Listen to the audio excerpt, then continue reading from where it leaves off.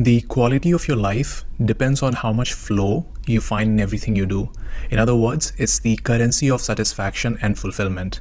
And in this video, I will talk about 8 different aspects of a flow state. And these 8 things are sort of prerequisites to achieving flow state. These are some things that happen during the experience, and I think each one of them are unique in their own ways, but the last one is quite intriguing. It's something that we don't often think about when we think about the flow state, but it does happen all the time. But before we get to any of that, I think it's important to understand that whether it's your work, your relationships, or your laundry, every aspect of your life can have flow in it.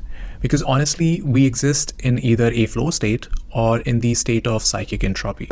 So on one hand, you have this flow state, this in the zone state, where you are totally immersed in the act of doing that thing, where you are completely focused on a given task, which is quite frankly a very rare experience. You may experience it only about a few times during the day. And then you have the state of psychic entropy, which is the state where your attention is split by conflicting demands. Or this is at least how the book Flow defines flow state. The underlying idea is that everyone gets to be in the flow state once in a while. Now, some people get in the flow state more often than other people because they're choosing to engage in tasks that they really enjoy, or they are also doing the tasks for its own sake and they are not so much bothered about the outcome of the task. In other words, they are driving enjoyment out of the process itself. And enjoyment here isn't the same as pleasure. There is a very clear distinction between the two, because enjoyment comes from doing active and meaningful tasks like gardening or yoga or running, and pleasure usually comes from passive sensory satisfaction like watching TV or eating chocolate. But the problem is that we often gravitate towards pleasure because it's easy, it's easily available everywhere. If you stop for a second and look around, you'll see that we are surrounded by stuff that's meant to give us pleasure, from the devices that you always carry in your pockets to the crazy number of choices at the grocery store to all the shows and movies that you can stream anytime during the day. You're pretty much swimming in things that are all designed to give you pleasure, and seeking that pleasure is a form of escapism. It's a form of hedonism because it's often a low friction brain numbing activity. You can switch on Netflix and scroll social media and watch one reel after another for hours and then realize that it's really hard to sustain that pleasure for very long.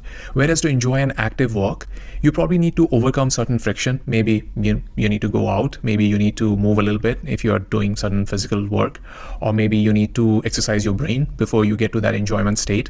The point is that in flow state, you are likely to experience enjoyment consistently, whereas in pleasure states, you rely on external stimuli and only get momentary gratification that doesn't contribute to the quality of your life. So there are 8 different aspects of this enjoyment state that this book talks about, and these are all in a way necessary for you to experience that elusive state where your productivity meets peace. And these things apply to everyone regardless of what they do, from a janitor to a CEO to an athlete to a housewife. So the first aspect of that flow state is to have a clear goal in mind, and that goal could look like anything depending on what you want to achieve, but within that goal, everything you do should take you closer to the goal. So whether you're writing a novel or cleaning your house, you should know what the goal is, because if you're writing a novel, each word you type is moving you closer to the end of a scene or a chapter. And if you're cleaning your house, your entire house, every room or corner you clean is getting you closer to a tidier and a cleaner space. The idea is the same. No matter how small an action is, it contributes to that end goal. You have a direction and a purpose. You're not moving backwards or just wandering aimlessly or firing bullets in the dark, but you have an intention, a purpose, a clear understanding of your own task. And honestly, doing something with a very clear goal in mind turns even the most mundane task into a meaningful step. And that's because on a deeper level, you don't feel lost in the process. You have set certain expectations for yourself, and now you just need to meet those expectations. And it's literally the first step of getting in the flow state before you have even started the actual work. Now, the second aspect of achieving that flow state is having an immediate feedback from the task performed, because you need some mechanism in place that tells you that you're moving ahead. It's the same as the game psychology, where every move you make is met with some sort of a feedback. It could be things like, getting rewarded with a point or an artifact, or clearing a level and going to the next level. It could also be a negative feedback like point deductions or leveling down, losing a possession. And this back and forth of taking action and getting immediate feedback makes the act of doing that thing very engaging. And because it's engaging, it keeps you focused, keeps the enjoyment going, which then means that you're not in the state of psychic entropy and you're fully immersed in the act of doing whatever that thing is. And you also don't have to do something intense like playing a sport or playing an intense video game to feel this back and forth. You could experience it in even small things like having a conversation with someone interesting who is responding to you either verbally or through nodding, or maybe he's just countering your argument and adding to the overall conversation in a very meaningful way. You could experience it while cooking, where the more vegetables you chop, the more chopped vegetables you have on your chopping board. In other words, you are able to see the immediate result of every action you are taking. And the reason why this is important is because it tells you that you are on the right track, whether it comes through scores or personal reflection or external evaluation. Now, the third aspect of a flow state is to find a task where the challenge meets your skill set, because there are two types of tasks that wouldn't get you in the flow state. These are tasks that are either too difficult or the tasks that are too easy. And of course, the difficulty level of the task depends on your own skill set. What may be difficult for you may be easy for someone else. So for instance, you could run, but you probably can't do parkour, and walking might be boring for you. So there has to be an optimal level of difficulty in the task for you to feel fully engaged with it, for you to drive enjoyment out of it. Because otherwise, if the task is too difficult for your skill set, you will attempt it and not make any progress for a long time. And if you fail at it, then you will have negative thoughts bubble up, which then will make you question your own abilities and bring up all sorts of doubts and negative emotions on the surface. You may start thinking of all the times in the past that you failed, or you could suddenly start feeling helpless, frustrated, and then basically spend all your attention on things that aren't that important, things that will take you out of that so-called zone. It's like when you're attempting to play a new game, you don't just jump to the most advanced level and then get mad at yourself for not being able to clear all the levels. No, you start at the beginner level and then see if you're able to make any sort of progress. And if you are able to make any sort of progress, see if you're able to make the progress easily or with some amount of struggle. If it's with a bit of struggle, you stay at the same level until you feel comfortable to move to the moderate level. And if it's easy for you to clear all the levels, then you gradually need to increase the difficulty and advance in the game. The point is that you want to have that sense of engagement while doing the task and a sense of accomplishment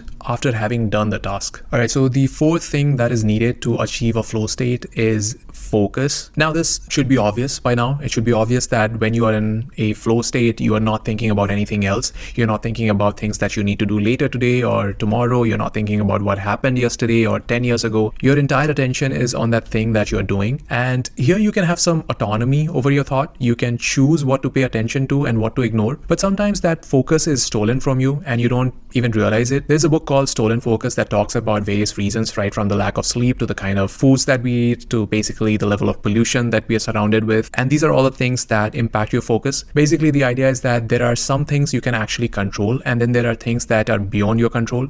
So just being mindful of things that you can control, like, putting your phone on do not disturb, or keeping dedicated hours for certain tasks, or not having overlapping agendas on your calendar, can increase the chances of you attending maximum focus. It can give you some agency over how you want to deal with your circumstances and make them favorable for yourself. And once you have that undivided attention, you can then work on maximizing it. You can then work on intensifying it, which is also the fifth aspect of getting the flow state. It's all about concentration, because concentration is all about the intensity of focus for a sustained period of time. It's where any sort of split attention you have merges into a single laser focused energy. And because of this intensity, this heightened state of focus, you may achieve more in a shorter duration of time. Something that usually takes a couple of hours to achieve may all come together in just an hour. Because during that 1 hour, your mind isn't wandering elsewhere. It is in perfect alignment with what you want to achieve. And because of that, your thoughts and your ideas and your actions, they're all aligned,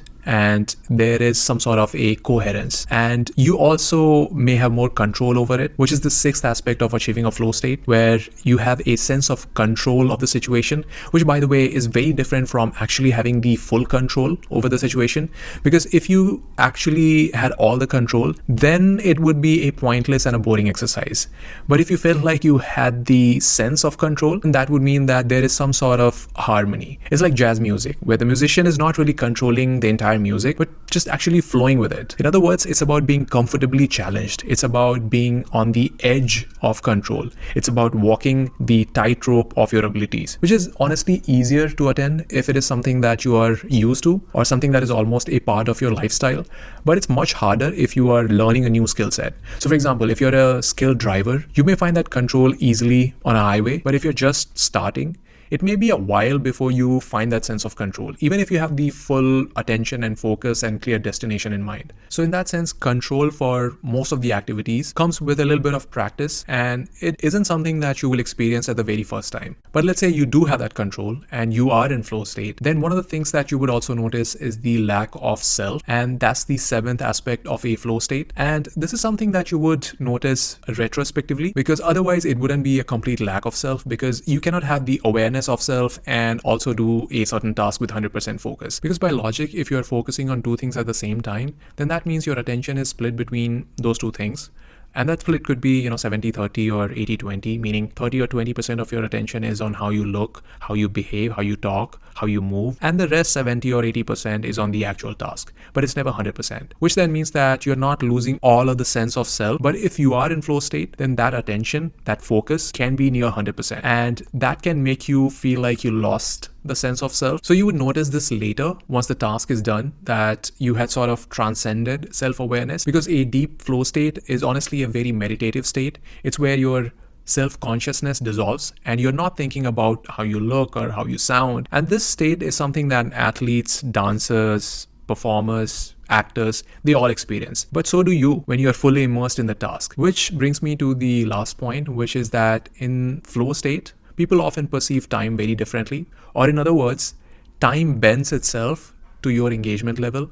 And this is something that happens on an experiential level and cannot really be forced or controlled. But I'm sure we have all experienced this. We have all experienced the fact that whenever, we are doing something that is fulfilling and enjoyable, the time seems to pass pretty quickly. And if it's something that's intense, then it may also feel like forever. The idea is that you may get so involved in the task that you're not counting time or focused on things outside of the task. So the sense or the perception of time either feels stretched or compressed depending on your engagement level. As in, you tend to perceive time differently under different states of awareness, which is honestly a fascinating thing that we often experience, and we often, even discuss it, but we don't know the reason for it. And the reason is the experience of flow. All right. So those are all the different aspects of a flow state.